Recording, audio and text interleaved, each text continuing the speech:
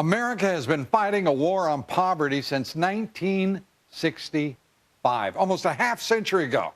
And it is a war that we are still losing. I repeat, losing. Federal and state governments spend just over $1 trillion a year. Means-tested welfare programs. $1 trillion. That doesn't include entitlement programs like Social Security or Medicare. The federal government's share of that $1 trillion is just about $750 billion, more than we actually spend in this country on our national defense, the Justice Department, transportation, education combined. What are we doing? Why doesn't somebody ask, what are we doing? It's increased 32%. It's up almost a third since President Obama took office.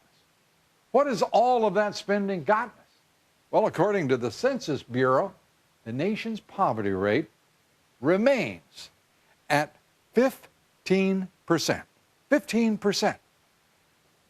46.5 million people live in poverty under the definition of the federal government. That is, spending about $22,000 per person in poverty relief. By the way, $22,000. Now, here is a radical idea that will excite every bureaucrat in the country. If we just wrote a check for $22,000 to each person each year, we'd be well on the way to eliminating technical poverty in the United States and several times over. So what are the proven weapons? What have we learned since 1965? Well, we actually have learned something. It's about work and it's about marriage. Last year, more than 26 million 18 to 64-year-olds were living below the poverty line. 57% of them didn't have a job. And according to the Heritage Foundation, 71% of poor families with children are headed by single parents. But we don't want to have a culture discussion, do we? We don't want to have a sociological understanding of what's happening in this country. We don't want to be politically correct. We can't talk about the impact of families that break up. We don't want to talk about the consequences, which is devastating, and for which, in large measure, we spend tremendous sums of money. And to what effect?